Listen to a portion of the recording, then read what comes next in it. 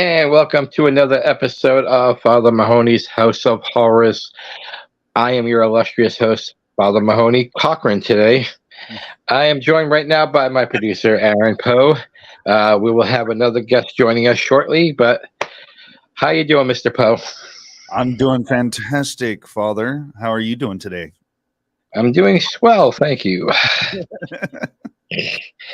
As swell as I can be, anyways.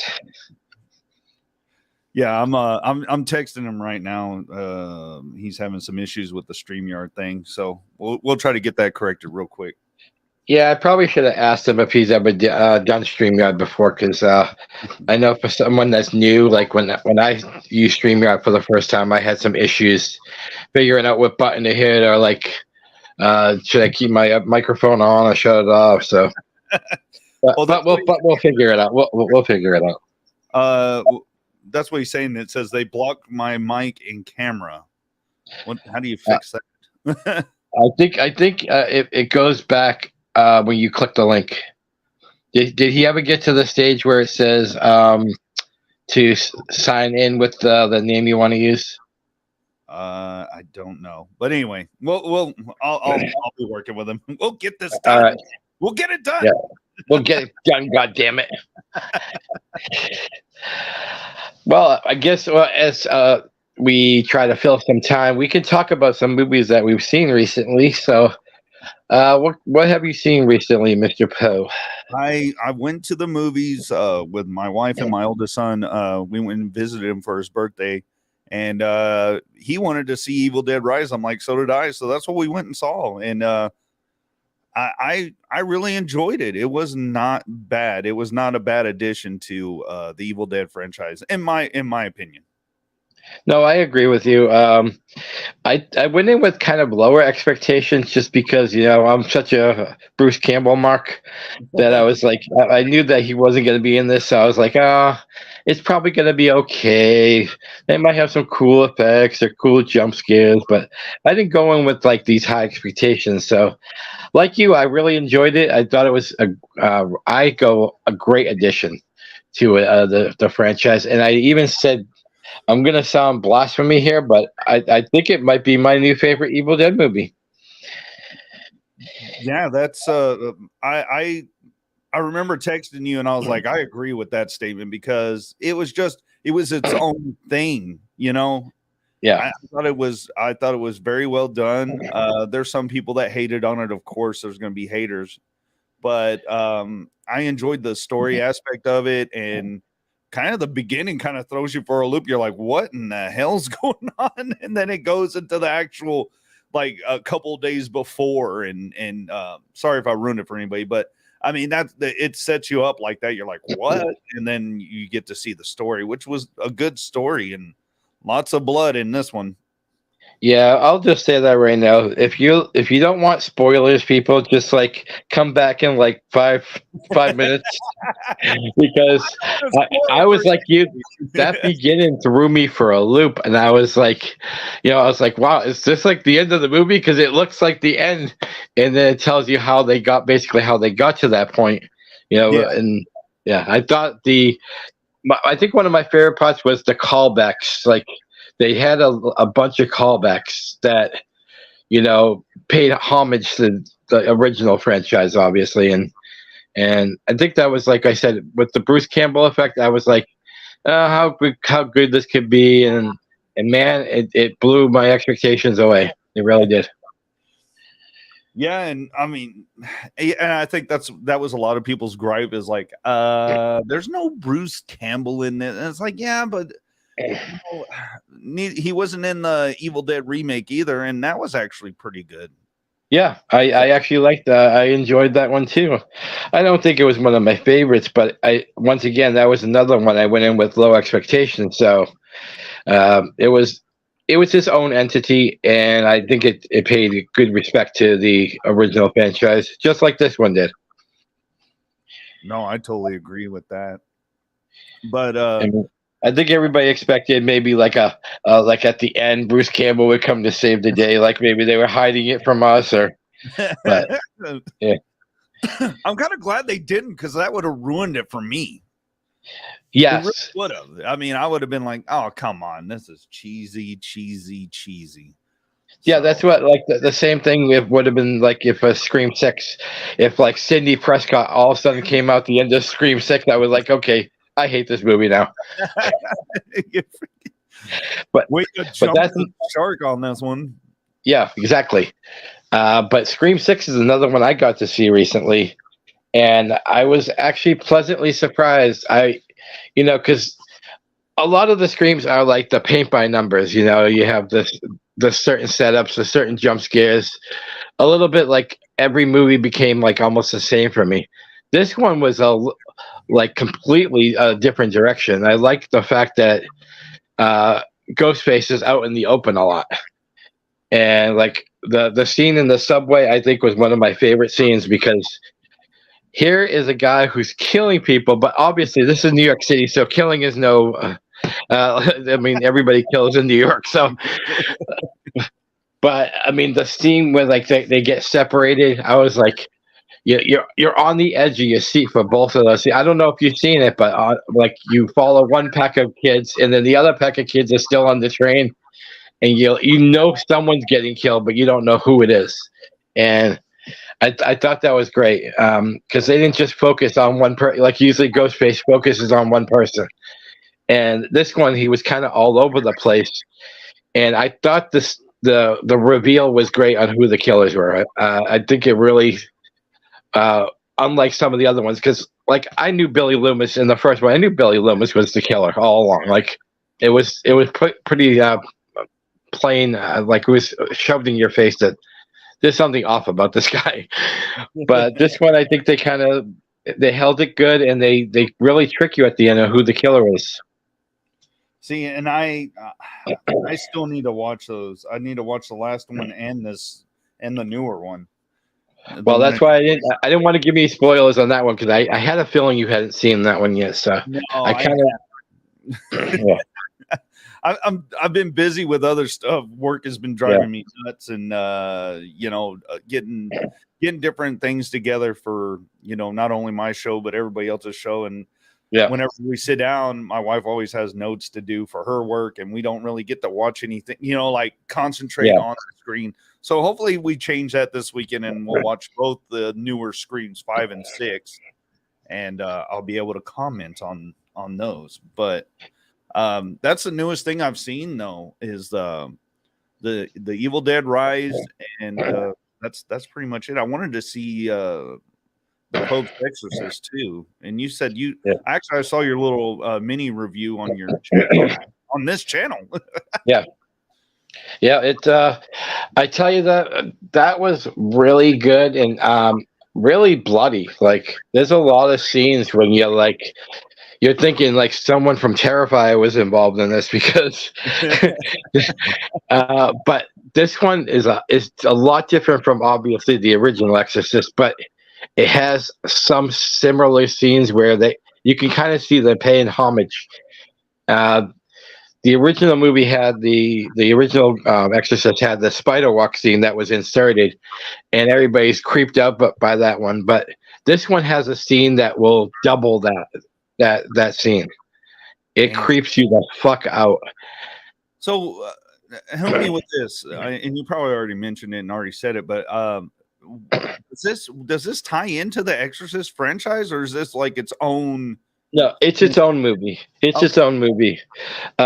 Basically, the premise of why they call it the Pope's Exorcist is he's a practicing exercising in the Catholicism, but his direct boss is the Pope, and that's why he's called the Pope's Exorcist. Even though he still works for the what's he called? Like the guy, the dialysis or. Not dialysis, but I can't remember the name. I'm not. I don't practice a lot of. Yeah. Archdiocese. Archdiocese. Yeah. Thank you. Yeah. But even you have dialysis. So even though they're his bosses too, His direct boss is the Pope. So there's like a lot of people in the archdiocese that don't don't believe in the work that he does. Oh, And he actually doesn't even believe in a lot of it too, because he said like 95% of the cases have other kind of explanations besides just throw an exorcism on them. So, but whenever there's a case that has so much proof that there is required an exorcist, he's the guy basically that the Pope trusts the most. So, but there's like a backstory that ties in, kind of like a little bit of like The Exorcist, where like the demon kind of knows some stuff about you and kind of uses that against you. It's the same kind of philosophy with this demon, but this demon is probably the most powerful of any demon I've seen in any movie. So, oh man, yeah. So yeah, it's definitely recommended. I actually went to it by well, not by accident, but like I went there thinking that a different movie was playing, but I was like 1 week ahead. I think it was Scream. I thought Scream was playing, and no, it was Evil Dead Rise. I thought Evil Dead Rise was played. So when I got there, I was like, damn it, like. So I didn't want to go all that way for no reason. So I'm like, what sounds good? So I was like, I see the word exorcist, so I was like, okay, well, I'll go see that. you were just like, yeah. And I went on discount day too, so that was good. It was just in case it was a shitty movie. I got it like for $5. You know what? Well, you saw a good movie, so and you recommended it, so I'll definitely have to check that out. You know what's freaky about exorcism stuff? I saw something the other day. They were talking about that where exorcisms went wrong and people freaking die from that, dude. Yes, actual exorcisms that people have done, and it's insane. I think well, not to throw a spoiler in there, but they do kind of touch on that a little bit in the movie. How if you try an exorcism on someone that's basically not really qualified, then it could have lasting effects. So, yeah, I don't know. Yeah, I happened to see that, and I think I ran across a documentary on one of the damn streaming channels. There's so many, but I think I'm going to check it out because they talk about that. So, yeah. And the other movie I did see, well, it wasn't too recently. It was maybe 2 months ago. Was Knock at the Cabin with Dave Bautista. Oh, okay, that's on. Yeah. I think that's on Peacock now or something. Yeah, it's M. Night Shyamalan. So M. Night Shyamalan, he's like a hit and miss with me. I like a lot of his movies, but then there's some like that shouldn't have been made. So yeah. But I was actually impressed with Dave Bautista's acting because I only know him from obviously wrestling and then Guardians of the Galaxy, but Guardians of the Galaxy you don't really get to use your acting chops. It's supposed to be action packed, fun, and this one is like a more serious movie. So I got to actually see that he does have some acting ability. So, well, that's cool. But, I don't think it was the greatest movie. I think I gave it a 3 out of 5. So it's like, it's worth it if you have nothing else to do, but don't like rush into it. Like if you don't need to, just kind of watch it whenever you have time. So we need to come up with a special Father Mahoney's like rating system. You know how Beck has Pabst Blue Ribbons? Yeah. We need to come up with something for yours with movies. Well, we can do something father related, like holy related, crosses. 3 crosses for M. Night Shyamalan's movie. Oh, yeah. And I can give you a blessing after that, like. And bless you, my child. 3 fathers blessing. M. Night Shyamalan, I don't know. I've lost kind of faith in him because I don't know. The last couple of movies he did, especially The Happening and Lady in the Water and all that stuff. Lady in the Water was Travis. That's horrible. Yeah, it was terrible. Yeah. But I sent him a link to your guest, a link to figure out the microphone thing because that was new to me. So okay. I sent him a YouTube video. Hopefully he figures it out. Yeah. Yeah, like I said, the first time I did StreamYard back when we were on that other place, I was like sitting there going, "Okay, there's a separate links," and then I hit one. I think one of them does mute your mic and everything. So when you get to the when they invite you to the show, basically you're just there, but you're not. They can't hear you or anything. Oh, So I had to go out. It blocked his mic and his camera. So through Yeah, Chrome, I don't know. I wish I wish I took a screenshot for him, and then kind of circled what button to hit. Oh well. Yeah. He'll get it. He didn't text me back, so I guess he's figuring it out. Well, we can continue on this journey. I didn't get to ask you. You said when you went to see Evil Dead Rise, you went to see your son. How is he doing? He's doing fine. He's he's living his little life up there. We took him out to eat a couple places, took him to a pool hall. And you know what? That kid doesn't really, I don't know, because when growing up, we didn't really take him to, play pool or anything. He was actually pretty good. I was like, you don't ever play and you're pretty good at this. So hopefully we gave him the bug and he starts going there more often and playing pool. It was a nice little pool hall over there. It's not bad. But yeah, we celebrated his birthday, 20 years old, Wednesday. Does that make you feel old now? No. What makes me feel old is all the musicians that I listen to are dead. Yeah. I saw you guys cover some of those, like Gordon Lightfoot and like. Well, no, I mean like the alternative ones, like Lane Stanley and all the grunge era. That was like the rebellious time for me, and pretty much all of them are dead. Chris Cornell and is the guy from Stone Temple Pilots? Is he still alive? No, he's dead. Scott Weiland died. Yeah. I'm trying to think of one that's still alive. I think. I don't know. I can't think of any. I think they're all the main grunge guys are gone. They are. Yeah. The bands are still around. Jerry Cantrell's still around, and he does fine in his solo works and stuff. But yeah, that makes me feel old. And also whenever I used to watch like late night television, they would have like the Cosby Show and stuff, and now it shows that Friends and Everybody Loves Raymond. It's like, what the hell?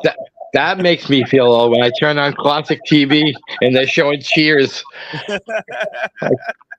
Because Cheers ended in the early 90s, and I'm like, when I used to watch classic TV years ago, it was like the Brady Bunch and like, oh yeah, Father Knows Best, Partridge Family, and all that, and then it went to Cosby and Cheers, and it's crazy, man. It's that makes me feel older than having 20-year-old, but. Yeah, or like Bon Jovi being called classic rock, and I'm like, classic rock to me is like the Beatles, like Led Zeppelin, like, not something I saw in concert. Oh, it's terrible. Like, I'm 51, but I never really act my age. I've been told that like you act like you're 21. I was like, good. That's how I'm gonna die too. I'm gonna die 21. 21 forever. Yeah, 21 forever.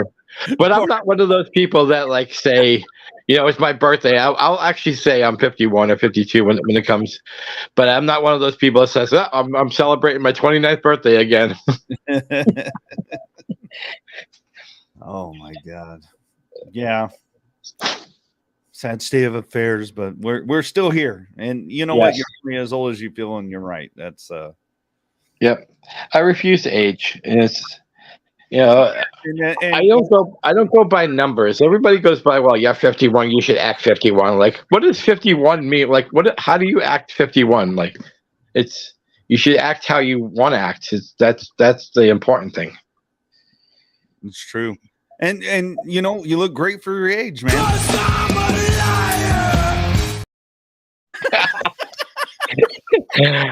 Perfect setup. I think I just walked right into that one. Cause you're a liar. I hope our guest figures out because yeah, he hadn't texted me back yet. Sorry, folks, for the delay. But yeah, well, I will promote a couple things while you're if you're texting him. Yeah, go ahead.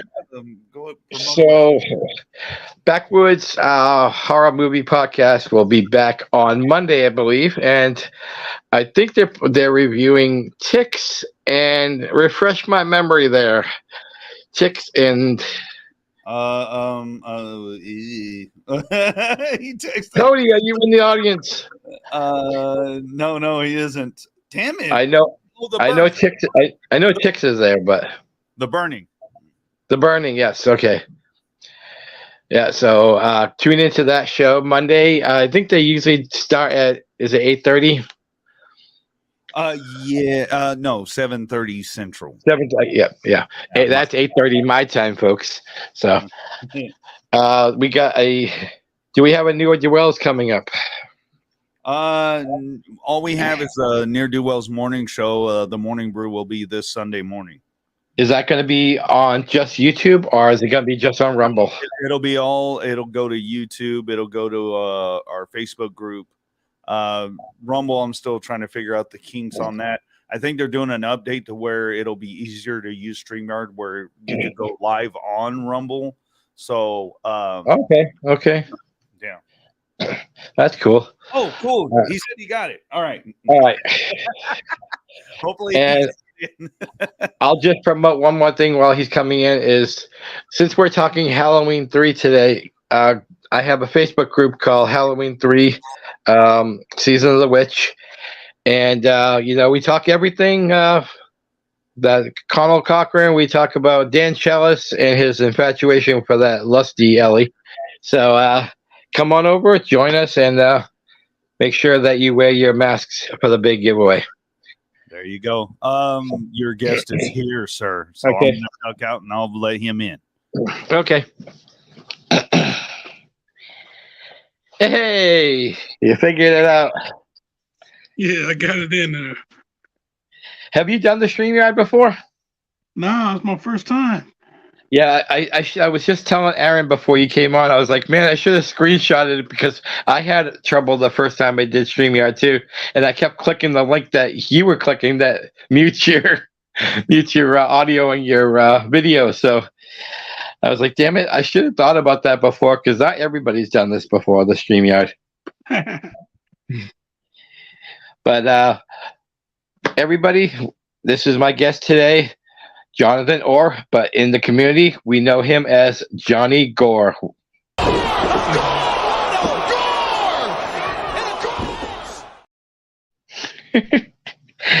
We had to have that for you. So how you doing, Mr. Gore?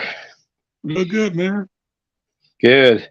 Yeah, we were talking about, while you were figuring out things, we were talking about movies that we've seen recently. So have you seen anything recently at the theaters or on Peacock or wherever the streaming networks? Yeah, I finally saw both Megan and Cocaine Bear. So caught up. Everybody tells me about Cocaine Bear. What was your thoughts on that?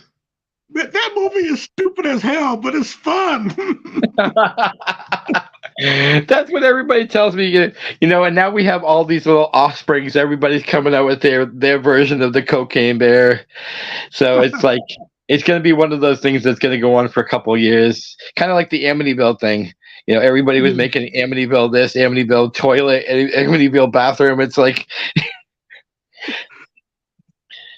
So tell us a little bit about yourself, Johnny. Oh well, I like long walks in the park. Well, I know you have a YouTube channel. Can you tell us a little bit about your channel? Yeah. Johnny Sweet 13. JONNY Sweet 13. As in hotel room, and all in one word. But yeah, man, yeah. All I do is movie reviews on there every single Saturday night. Post another movie review. It don't matter which genre it is. It's it's a surprise. I tell you that. Mostly you'll see old action movies I'll talk about or old horror movies I'll talk about because that's my wheelhouse. But you never know what you're going to get on the on that YouTube channel though. Yeah, I was just actually speaking of older action movies. I was just watching on Pluto. They were showing Invasion USA, and I totally forgot how fun that movie is.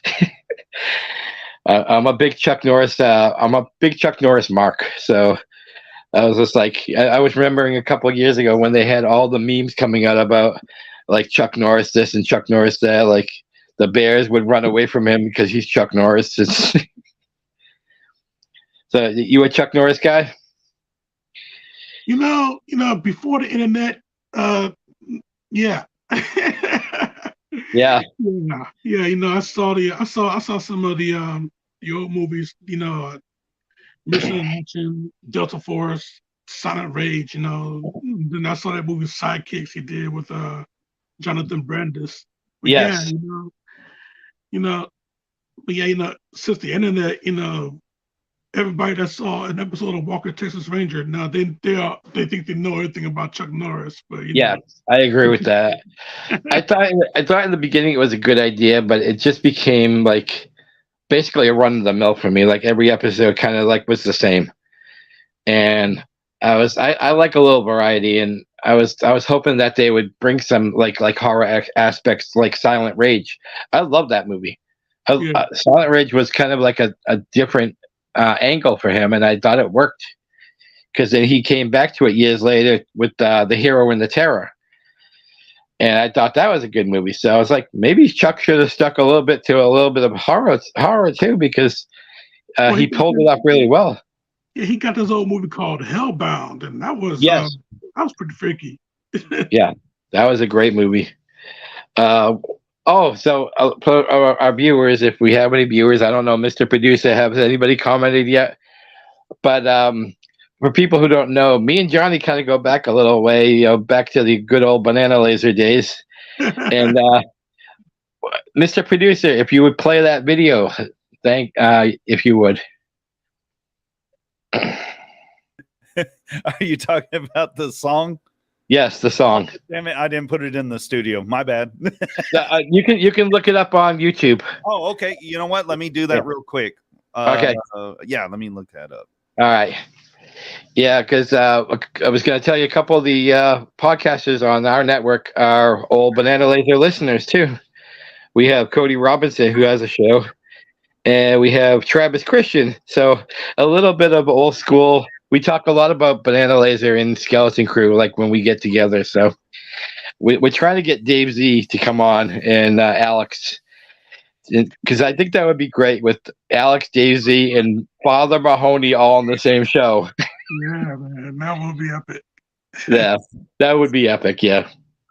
Well, while we're waiting for our producer to bring up that video, we're going to be talking today. People are going to be talking about Halloween 3 Season of the Witch. So, Mr. Producer, just break in whenever you're ready. And so, what do you think about Halloween 3 Season of the Witch? That movie was awesome. Yeah. Okay, forget about the fact that Michael Myers is not in it. That movie was awesome. Okay, yeah, you got the you got the whole novelty act, the whole consumerism thing that was going on back in the 80s, Yeah, Silver Shamrock, the constant commercials, counting down to Halloween, literally. Yeah. But yeah, man, I tell you, everything that that happened in that movie, with the whole countdown, and then you got the whole pretty much robot invasion that they had going on. The guy that played Michael Myers in part Halloween 2, he shows up, Yeah. Everything that happens in there, it is just it was completely bonkers, but it was awesome at the same time. Well, I think the reason that people have so much hatred, because there is a lot of hate on this movie, and it's become a standalone film, but it should never have been a standalone film. Because I think originally the idea was to make Halloween, and then this one was supposed to be next. And I guess the studios wanted more Michael Myers, so we got Halloween 2, which I'm not sad about because I'm a big fan of Halloween 2. But I think the reason that because how it's supposed to be an anthology, now you kind of took that away because you have two movies and then you have the standalone movie. So I think that's why people were still, oh, where's Michael Myers? Oh, where's Michael Myers? Oh, I hate it because Michael Myers ain't it. I was like, shut up. Like, respect it for what it is, because to me, this is actually the first true Halloween movie. It's about Halloween, kids wearing Halloween masks. It's Right. how much more Halloween can you get? Like the other movies, I love them, but it's just a guy killing on Halloween. It's like, I don't think that really to me qualifies as being just a Halloween movie. It's like the Babysitter Murders, when the original name of it, if we had just known it as the Babysitter Murders, we would still love it. But that's just my thoughts. I think once it became a standalone film, I think that's where people like, well, I don't like it, and I can prove people wrong. Michael Myers is in it. There's a scene when Dan Chalice is sitting in the bar and he asks Charlie to change the channel, and you see the trailer from Michael Myers walking down the stairs. Yeah. Michael Myers is in it, people. Yeah, the commercial. They're gonna show Halloween on TV. That's the commercial. Yeah. But I thought that was perfect timing for that too. It was like a little homage to the series while being like almost not laughable, but like you kind of chuckle when you see that because you're watching a Halloween movie and you're watching a Halloween trailer. So, right, Mr. Producer, have you found before we go on? Have you found the video? Yes, I found it. So hold on. I got to share my screen here. Okay. All right. I know Cody Robinson will appreciate this too. When he watches it in replay, because I don't know if he has to work tomorrow. So yeah, I'm gonna press play. Here it is. Okay. All right, here you go. Banana Laser 2015. 2 years. What is a banana laser? I don't even know what that is. Lasers unite. Cosmic Creepers. Guess who's back? It's the Cosmic Creep, and I'm here to drop a rap that will make you weep. Since last year a lot has changed. Things may be different, but they still are strange. For instance, Mahoney isn't quite as deranged as the Facebook dictator we let take the stage. A big misunderstanding is what it turned out to be, and now I think that we can all agree Mahoney is actually a pretty cool G. Mahoney is my homie. Mahoney is my homie. Mahoney is my homie. Mahoney is my homie. Mahoney gang really was our fate. It brought us together, never separate. Boneheads and lasers are stronger than ever. Mahoney's joined the club and now he's here forever. Mahoney is my homie. Mahoney is my homie. Mahoney is my homie. Mahoney is my homie. Key, Mahoney motherfuckers. Cosmic Creepers out. Laser wins every time. Oh, the memories. Yeah, a little behind the scenes fact. Yeah, Cosmic Creepers. He does all my thumbnails for my reviews. Yeah, we got to give a shout out to Cosmic Creeper, Nathan. You are the man. I'm going to have you on my show someday. So, yeah, Cosmic actually reached out to me before he released that. He goes, you got to listen to this first. And I was like, so I listened. I was like, Mahoney motherfuckers. Oh, that was for good times. Like I said before we get back into Halloween 3, I was gonna me and Cody have been trying to work on getting Dave Z and Alex, and we're probably never going to get Matt Wazell because that man is so friggin' busy. But even if we can get 2/3 of the Banana Laser, that would be great. So, but yeah, I saw you online, and I was like, well, here's a guy who does reviews. I need somebody to do a review with this show, so that's why I reached out to you. I was like, because I enjoy your content, so. Yeah, I did a review on Halloween 3 a few years ago, so yeah. So going into this, when you first saw it, were you like one of those guys that became like the Halloween 3 haters in the beginning, and then it grew on you, or did you like it instantly? No, I didn't even know that people didn't like the movie. Actually, Yeah, because when I was watching it, I was just watching a movie, and then I found out that people didn't like the movie because Michael Myers is not in it. Automatically, the movie is that bad. Man, please, the movie's not even bad at all. It is, like I said, it's awesome. Yeah, it has a lot of the same things that the Halloween movies has. It has a great soundtrack. Like some of the I think some of the scenes, like with the first part with the beeping, the computer sounds, I thought that was creepy as fuck. Right. And I thought the story was great. It had a lot of. It wasn't just a plain horror movie. It had a lot of suspense in it. This like the scene with when they realize Dan Chalice is in there to try to like figure out what's going on. They bug his phone, so every time he's talking to someone on the outside, they kind of know who he's talking to. And that scene when Teddy figures out what's going on and why there's no body, and she tries to call him, and then you see the robot coming. Like, so I thought like Connell Cochran like really had his shit together in this. Like he's definitely one of my favorite villains because he looks like this cool old guy, and then you just realize how sadistic he is. I mean, how much more sadistic can you get than making masks to kill children in the world? How much more sadistic can you get? Yeah, mask. Yeah, pieces of the mask come off of Stonehenge, and and supposed to be some type of alien origin behind the whole thing. Yeah, I tell you, yeah, that was, yeah, that is a real sinister. Yeah, That is a real sinister storyline. I tell you that. yeah. I was hoping to have my mask for the show today, but my room's trashed and I can't find it. So, but I actually have the little symbol in the back, the Silver Shamrock Novelties, the thing that Marge was picking at. Like I was trying to pick at it to see if it would do it to me too, but it didn't. Yeah. Final processing. Yeah. Final processing. Yeah. It's definitely final processing. I think everybody has a similar favorite scene, but what's like one of your favorite scenes in that? Oh man, my favorite scene. I didn't think I was supposed to have one.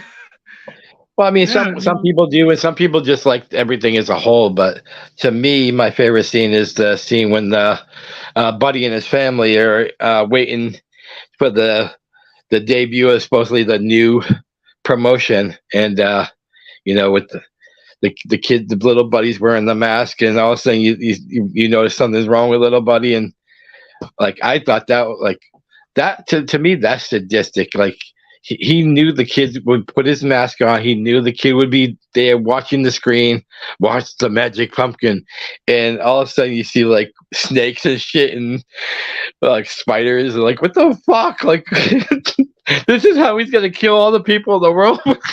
Yeah, your worst nightmare. Yes, because everybody's afraid of snakes and everybody's afraid of spiders. So it's like it was the perfect kill to me. It's like, how else can you freak out an entire family in like seconds than have like their kid with snakes coming out of his mouth? Yeah. Who was it? Mom? Yeah, she fainted. Dad. Yeah. He tried to get out of there. He got a snake crawling up his leg. Yeah. A lot of creepy crawlies and then the snakes and then man, yeah. Yeah, it's so simple, but it's so effective. It's simple and effective. So, but now it's hold on. I had a question for both. Okay. Of you. If you wore the mask, what do you think your worst nightmare? What would happen to you? Oh God. I don't know. To me, like some kind of like some kind of serpent, like maybe like eel or An eel? uh, yeah, an eel coming out of me. I've always been freaked out by eels. Like even when I went to the aquarium, there's this giant eel that's like I don't know. I could be exaggerating, but it's like 50 feet long, and like our aquarium goes upwards. So like each level, there's a giant, like different kind of different sea creatures. There's sharks. There's turtles. But this fucking eel kept following me every level. He was right there, and I'm like he's just looking at me like you look like dinner to me. So it's just if it started freaking me, it started freaking me out after that. Johnny, do you have an answer? Oh man, I tell you, man. Yeah, I am not a bug guy at all. Like scorpions or something. A whole bunch of creepy crawlies, man. Yeah, Oh yeah, another one, bees. Yeah, I don't know. I think people that are afraid of bees are usually allergic to them. No, I'm just a big pussy when it comes to bees.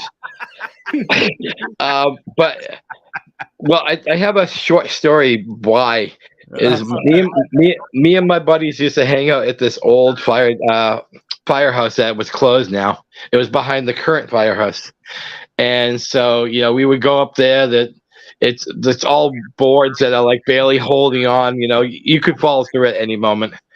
Well, anyways, one of the sergeants of the fire department came out and heard people back there. So like, you kids get out of there. So we all went running.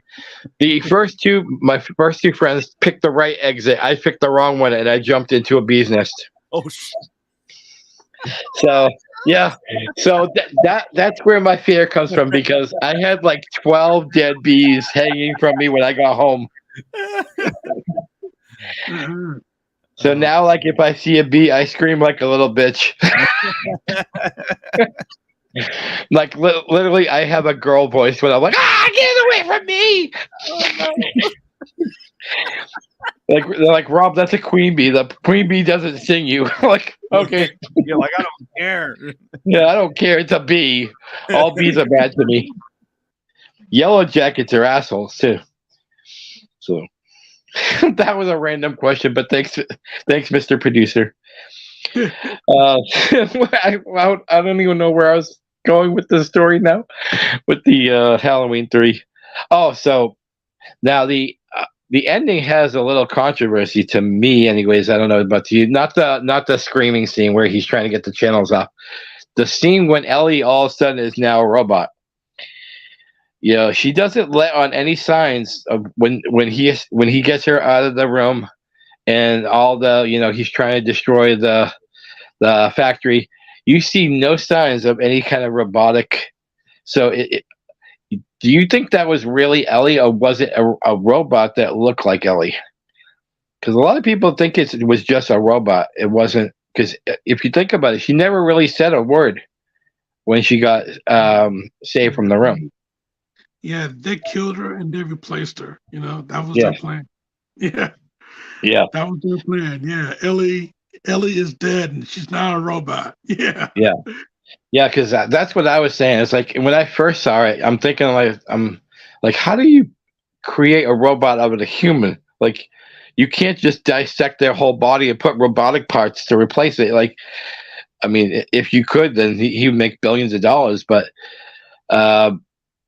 then dawned on me, I was like, well, maybe that really wasn't Ellie, but because he's such a great creator, like those robots through the whole movie, they looked real to me. Like when you first get introduced to the robot that goes to kill Harry Grimbridge, the one with he pulls the nose out, he looked like a real human. Right. So yeah. So I mean, this guy is Connell Cochran. Not only is he sadistic, he's a genius. So that's what makes it even twice as scary of how smart this man is. Right. Right. Yeah, I like the fact that this movie was supposed to, I think it was supposed to be the second of a anthology series that they were trying to do. And who was it? Tommy Lee Wallace was the director of it. Yeah.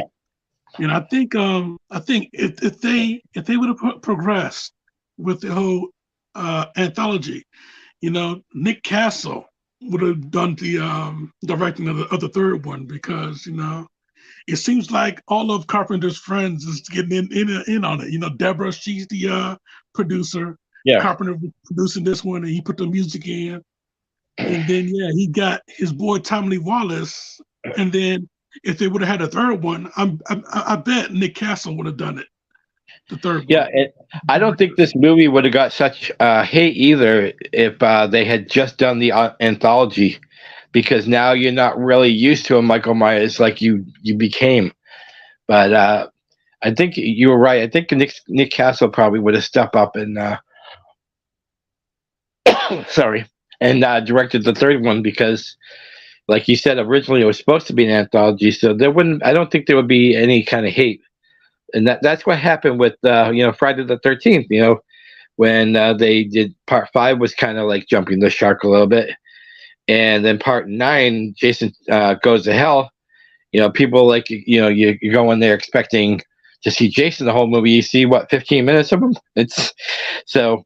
I don't think some of these directors think these things out when they do it, because I think John Carpenter originally wanted the second one to be this one, and I think he got outranked by the studio. The studio's like, "Oh, we made so much money on that because it was a low production Halloween, and they made a killing on that." So, yeah, it was smart business wise, but professional wise, where you alienated your fan base now a little bit, because we're used to Michael Myers killing. What's Michael Myers going to do now? He blew up. How is he coming up? And then you throw this on, and then people go to see it and like, where's Michael? Like, at the end of the day, it's all about studio interference. Yes, I agree with that. Michael, he was actually dead. He was actually dead, but people still wanted more, and those producers, man, they had to they were curled in the corner, so they were backed into a corner, so they had to they just threw out the dice there and say, we're going to have Michael Myers come back in the fourth one. I'm sorry. Yeah. And that's the thing, is because I think they gave this one as the third film, I think it kind of suffered box office wise, and that's why they ended up going back to Michael, because everybody wants Michael. How's Michael coming back? And blah blah blah. It's like, I would have kept the this trend going after this, and I'm not saying eliminate Michael Myers. Yeah, you could always bring back Michael Myers at any other time, but I don't think every movie should have been about Michael Myers, because let's be honest, there's some not good ones. And 5. Sorry, I had to throw that out there. But to me, I thought what made this movie awesome to me was not only the music, not only the tenseness, but fucking Tom Atkins. Like, Tom Atkins is one of the most prolific, not just horror actors. He's a great actor overall, and I think his portrayal of Dr. Chalice was, he was likable. Yeah, he was a little bit of a flirt and like a little bit of a cheater here and there, but like, he's one of those guys that you want on your side when you're trying to figure out what's going on. And Ellie figured that out. That, hey, this guy cares. This guy cared about my dad dying, and and she's great too. Stacey Nelkin, is it? Yeah. And I thought that chemistry was really good. There's the heated scenes, and but there's a lot of great acting in this one compared to some of the Halloween movies. I love Jamie Lee, but some of the later actors kind of like, are they really actors, or they just hire them off the street? But Halloween 3 has some great acting too. So, you agree with that?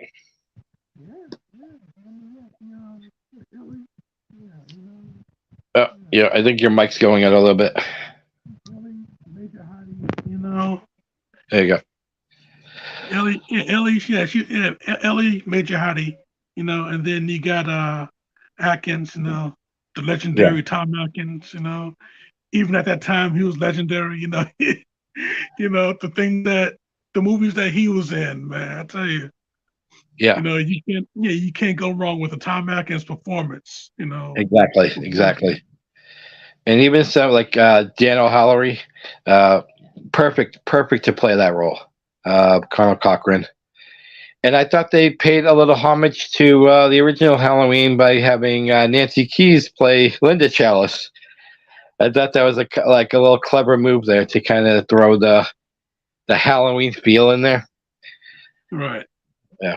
So let's talk a little bit about the ending now. The infamous fight between Dr. Chalice and Robot Ellie that leads up to yeah.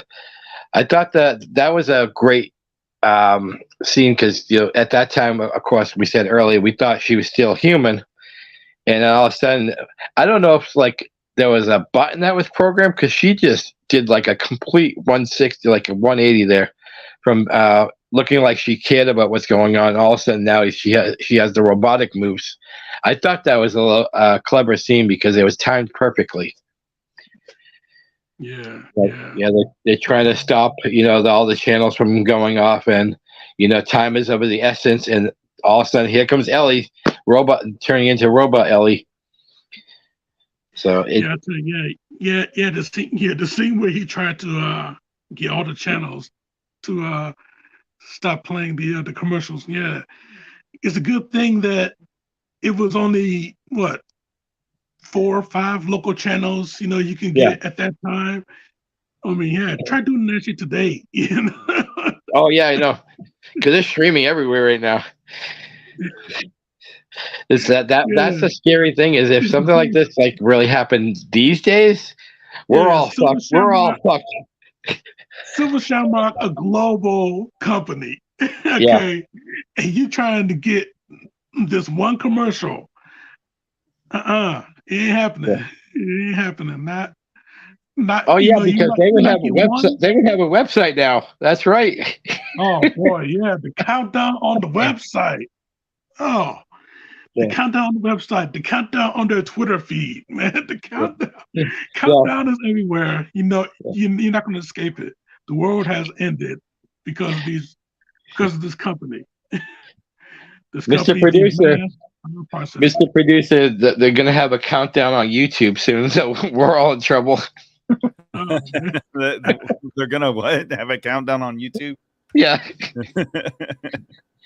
But that ending scene is so tense because you're like, he's so adamant about getting the third channel off, and the infamous scream at the end. And I wanted to ask you, both of you, they leave us hanging there. What do you think happened? Like in your estimation, did he get the third channel off, or did basically everyone die? no, he didn't get it in time. He did Yeah. not get it in time. I agree. Everyone That is a great ambiguous ending, but yeah. Yeah. It is. But I love the fact that they left it open for the viewers to decide because everybody has a different aspect. Everybody always says, "Oh, we have to have a happy ending," but to me, I actually prefer the you're pretending like it's happy, and then like the Friday the 13th jump scare at the end. When she's on the boat, you think everything's all cool. They're playing the nice music, and then here comes Jason. Like to me, that's a perfect ending of a movie. You don't have a happy ending. Like it's a horror movie. There's nothing happy about it. Horror movies not supposed to have happy endings. Yes. Like in Cocaine Bear. There's still some coke out there, and the bear is still alive, and she got cubs. Oh, geez. Cocaine Bear 2, the coming of the Cubs. Cocaine Bear 2, the cubbing. Hey, you think that whenever you were escaping that old firehouse that they didn't have technology to have a camera, but they did catch you on camera. I have the footage right here. Oh Jesus! Yeah. So you think you got away, but no, we got to see what happened.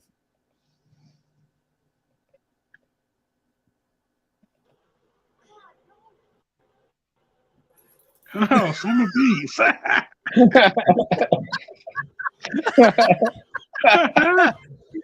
glasses. Oh, man. Oh, Poor no. Thomas Jane. Oh my The scary God. thing is, it actually looks like me. You can't see without his glasses. Oh jeez!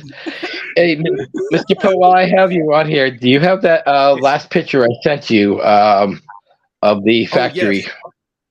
Yes. I'll This pull was it a up picture right of the factory in February 2023 after the fire. Yeah, so apparently it used to be a milk distribution center or a milk. They made the milk there, and apparently they had a fire last year, and it was up for sale. But a couple of Halloween groups are reporting that they're supposed to knock it down. Do you know anything about that, Johnny? Because I couldn't find anything on the internet about knocking it down. No. I heard about that too. Yeah, they were supposed to. Yeah.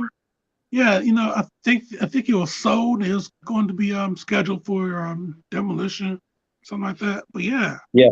You I know? couldn't find anything on it when I was doing research for the show. I found the fire, but I know it was sold, but I couldn't find anything about a demolition. But it's on like several websites about apparently it's scheduled to be knocked down before the end of the year, and I think that's a mistake. I mean, first of all, if you can't use it for a business, shit, use it for like a film, like they do for Friday the 13th. Do like a tours for Silver Shamrock.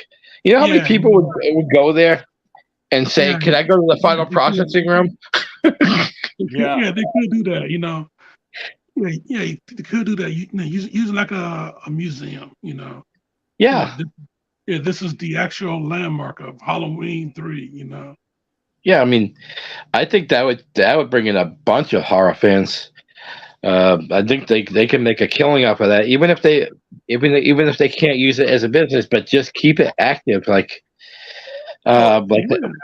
memorabilia in it, and like, yeah. what I mean, movie posters and stuff, and like, And you can have, well, Tom Atkins is getting older, of course, but there are some surviving members. I know Buddy Schnechter, who's played Little Buddy, he's still acting right now. So like Little Buddy could make appearances here and there. Get like a picture of his like mangled face like autographed. But yeah, just have people like even like John Carpenter is getting old, but John Carpenter was involved in that. I think he was executive producer. I don't think he was like directing or anything, but they gave him his props for basically starting the Halloween series. So yeah, he produced and he put the music in. And that was it. Yeah. He had Yeah. nothing else. Yeah, and everybody thinks like, I mean, I'm one of those guys that loves the original music, but I actually liked Halloween 2 a little bit better. I gotta be honest, music wise. But to me, I actually adore 3's music because A, it's such a change, and B, it does give you that creepy.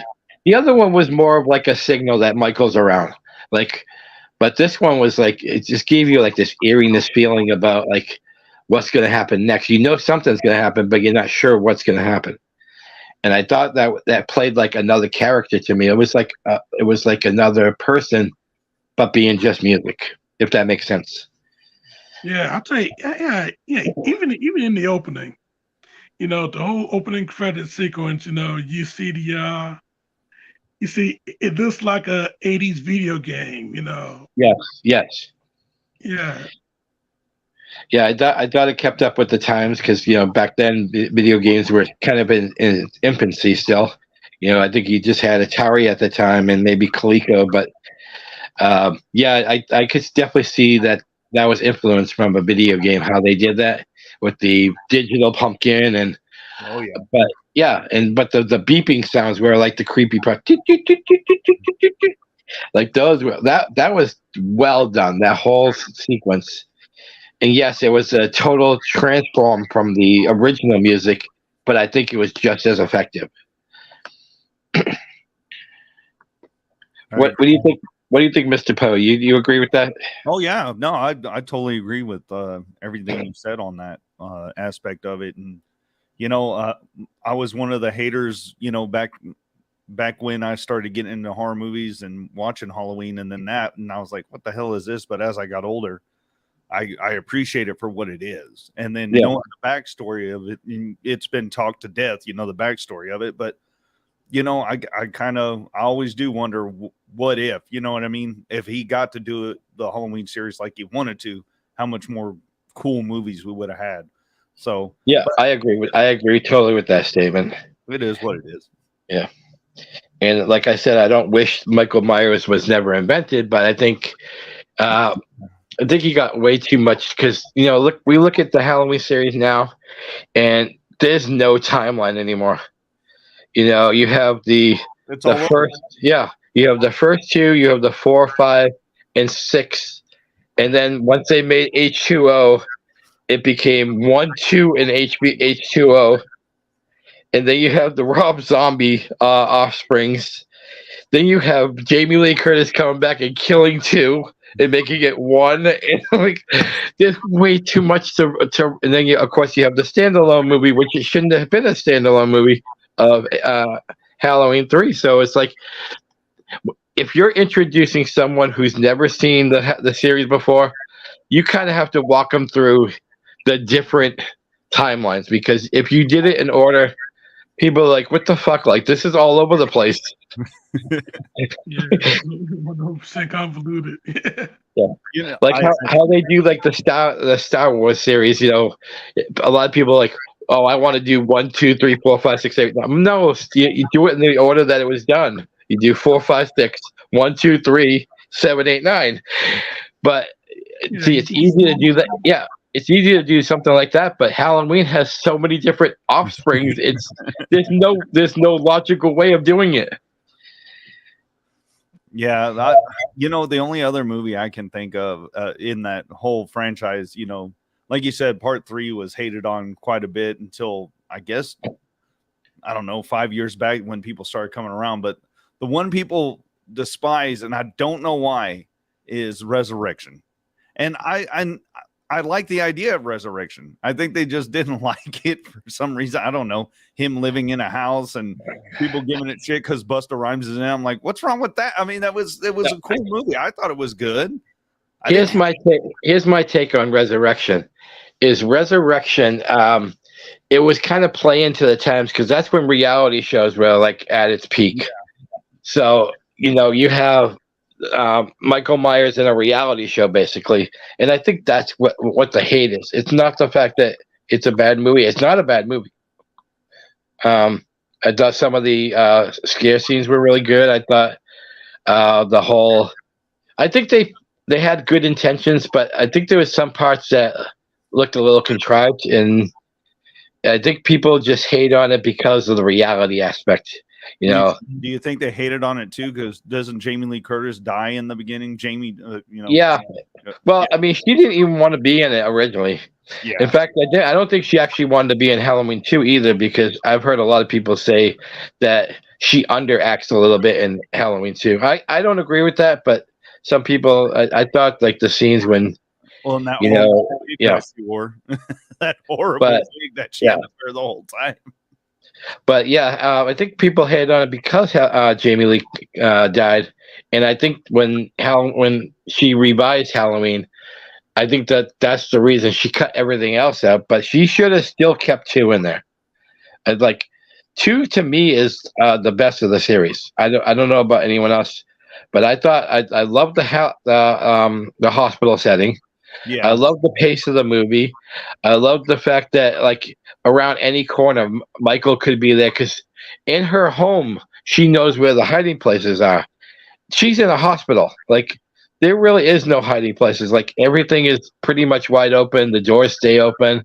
And she has no tactical advantage because she doesn't really know this. I mean, we don't know that she doesn't know the hospital, but we're believed that this is the first time she's been at Haddonfield Memorial. So she has no advantage of where Michael is. So to me, I thought the pace of the movie was definitely the star because it set that suspense part of where's Michael, and then that scene when he's walking down the stairs that's epic.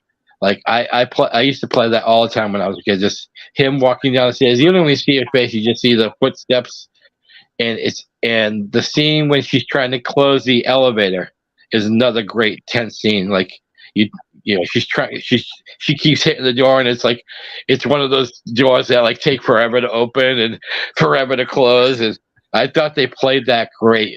How Michael was basically right there about to grab her, and then finally the door did close. So I don't know about you guys. What is your while we're on that subject? What is your favorite Halloween?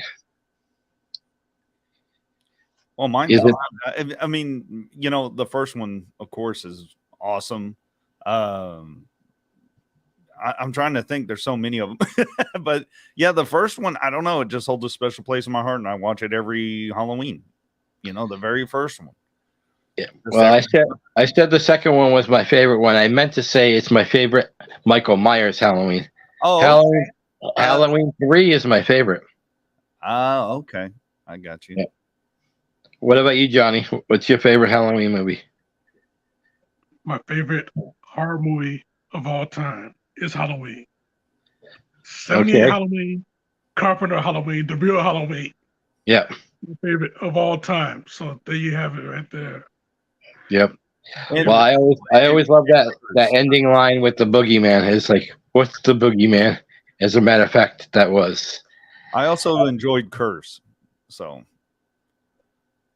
Curse. Oh yeah, Curse of Michael Myers gets a lot of hate too. Yeah, but that one too. But I think that one brought it back to scary again because I think 4 and 5 played a little bit into humor, a little too much. Yeah, and Curse was the first one to scare me since 2. So I mean, I'm not talking about Halloween 3, obviously, but the first Michael Myers to scare me again was 6. I didn't like the fact that they didn't have Danielle Harris, but you know they were going to kill her anyway. So I guess it's better that someone else dies than Danielle Harris. we have to have Danielle Harris in this world. Yeah. Did they ask for her to come back, or? I think they did, but I think she was she had a couple of movies that she was working on, and then I know she had a stalker for a while too. Oh yeah. Yeah, so I don't know if that may have weighed into, because I think who else had a stalker? Adrienne King, and that's why Adrienne King. I guess originally she was supposed to be in 2, and then they kind of changed the story behind it. But she was kind of glad they did because I think she was getting phone calls and stuff at the time, and people would use the Friday the 13th music on the phone to her. So it's like. She kind of went away from acting for a while because she didn't even want to do conventions at first because, you know, now you're dealing with the actual public, and you know a stalker could just walk up to you and you know you wouldn't even know. But she said it's like the best experience now is going to these conventions. Yeah. Adrienne King had a stalker. Heather Langenkamp had a stalker. You know. Yeah. Yep. Well, of course, the girl in Poltergeist. Leave him alone. Yeah, the girl in Poltergeist, the one that played the older sister, she had a stalker and she got killed. Man, that was her boyfriend. That's what that was. Yeah. Oh, was it her boy? I thought it was just a random fan. No, that was her boyfriend. Oh, okay. I mean, this business of acting is no joke. You know, we see them. They're going home now. The movie's over. They're sitting comfortably with all their money, but you know, really, they're putting themselves out there, and it's scary to think that a movie that you were in influenced somebody to be like obsessed with you. So, I mean, I wouldn't want to do it. I've always dreamed about being an actor, but I would be afraid of that part too. Not that anybody want to stalk me, but you know what I mean. It's like if I was younger and maybe kind of like Brad Pittish like looking, I would be worried that there'd be like people at my mailbox putting stuff in my mailbox, and so I don't envy.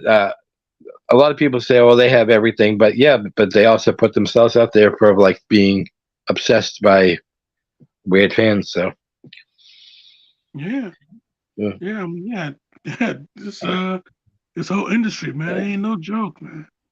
No, it Yeah. isn't.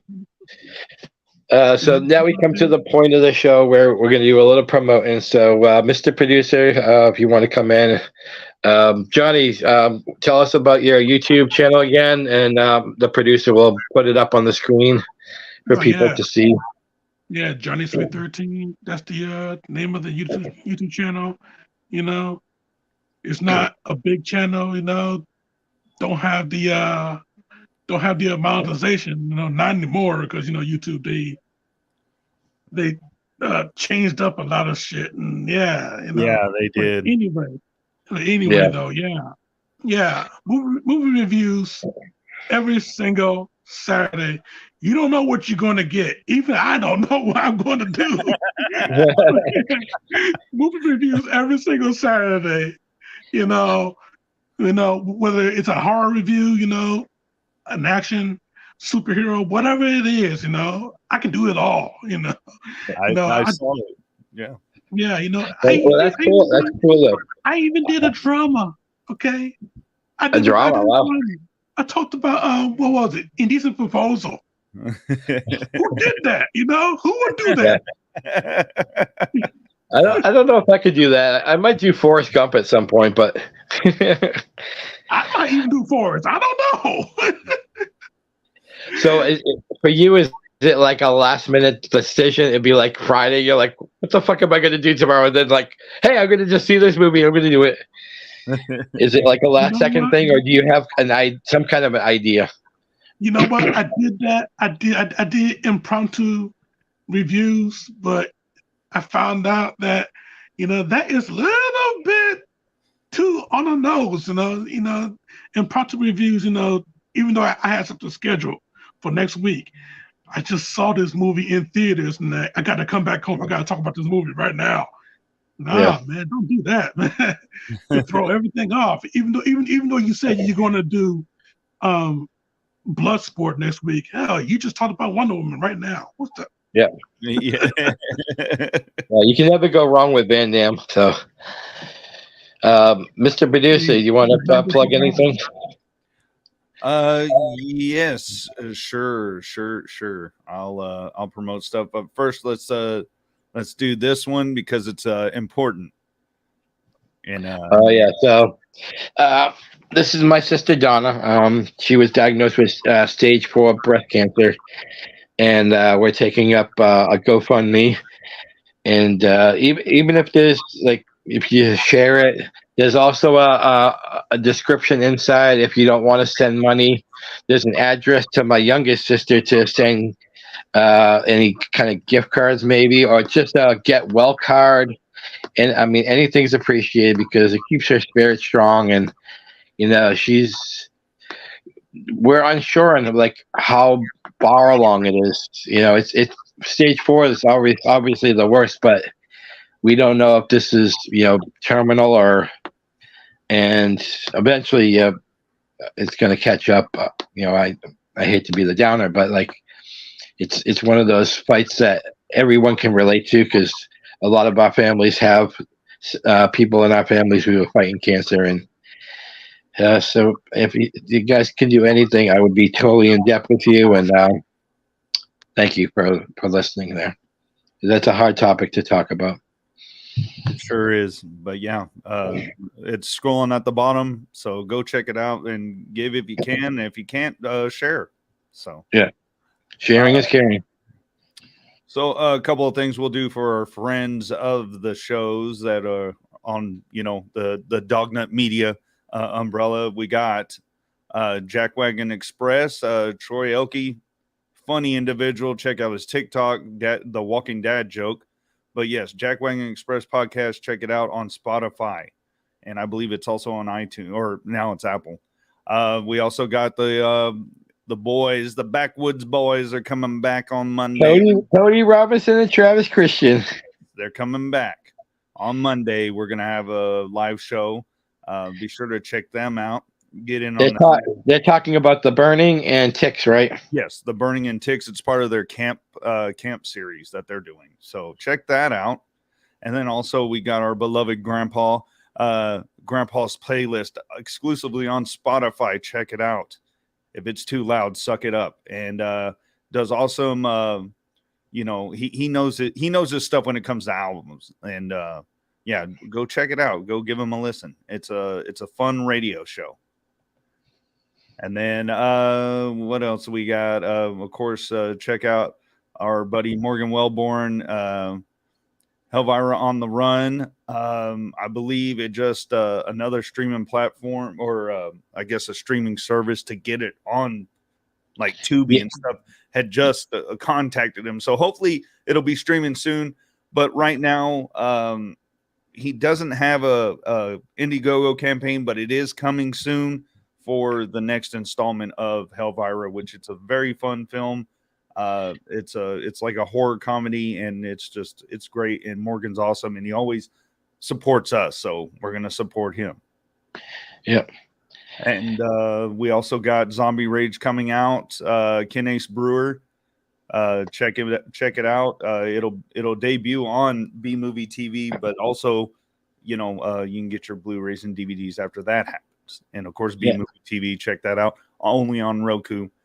Check out the channel, and especially you, Johnny, if you've never heard of B Movie TV, they got special nights for special types of movies, Martial Arts Mondays, all that stuff. So, I follow that group. Oh, you do? Yeah. Oh man, all right. Yeah, Johnny's already ahead of you. Oh man, I guess he is. But yeah, check all that great stuff out. And of course, Near Do Wells, my show, Near Do Wells, the morning show, actually on Sunday morning, 8:30 Central Time, the Morning Brew, and I'll be joined by Grandpa the Nerd on that one, and hopefully Joey T. I don't know, his schedule's kind of weird. And of course, stay tuned to Near Do Wells. We do it every other Tuesday, and we have fun doing it. And this last episode we had fun with. So we had it was shitty new country music was a great topic. It's We Hate New Country is the title of the. But we had fun, and I got a lot of stuff that might be coming out under that moniker. So stay tuned. Did you ever get a strike for all the music you were playing? YouTube, I didn't get a strike. All it said, I guess because I played short clips, it said that's not available in certain countries. That's all it said. It's not, it's not a strike. It's a copyright claim. Yeah. Whatever. I don't care. Yeah, you should let Johnny know about Rumble, by the way. Oh yeah, we'll definitely talk at length after this about where he could probably go, and his videos will get monetized. So, but yeah, his eyes were like, whoa, monetized. Yeah, we were talking before you came on, Johnny. We were talking about Rumble. It's another free platform like YouTube. Yeah, and they actually let you make money if you can get a certain amount of viewers. Yeah, but not like YouTube. You have to get monetized. I think you need like 100,000 viewers or something like that. And like I'm never gonna get that. Like or 10,000. Probably half that. I think when you hit 100K. Then you can start. Actually, no, I think it is 100K because you start getting monetized, and then also you get the little plaque or whatever they send out. Yeah, those days are over for all of us newbies. Yeah.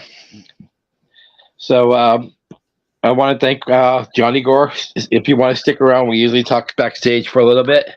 For joining me this week, Father Mahoney's House of Horrors will be back. In probably 2 weeks, I'm already working on a new guest, a surprise guest for you people who have been following our podcast over the last couple of years. You might be seeing a familiar face. And hopefully in the future, Johnny, I can arrange that with me, Cody, and the guys from Banana Laser, because I think that will be one hell of a doozy of a show. Oh yeah. Yeah. Talk about the old days of podcasting and the new bit. Because let me plug those guys for a second. So we have Skeleton Crew and Skeleton Bones on YouTube. Alex Edwards does reviews also. He resurrected the old Skeleton Crew, but has named it Skeleton Bones now. And Dave Z and Christian, and I'm missing a name over there, as Exploding Heads podcast. You can check them out on YouTube. They drop pretty regularly too. I think it's like every week that they have a new podcast out. And Dave Z is still one of my favorite people in the world. I mean, I love Alex too, but Dave Z, he always reminds me of the guy from Halloween 4, the guy who brings them downstairs because Michael is ready to get shipped. You know, the guys. What's the line he has? God has no place in this, or something like that. You know the guy I'm talking about in 4, the security guard. He reminds me of Dave Z totally. But it's been a great episode. Thanks again, Johnny Gord. Thank you, Aaron, for peeking in when we needed you. And let me just say this before we leave. Stop it! Stop it! Stop it! Because Mahoney is your homie. We're out.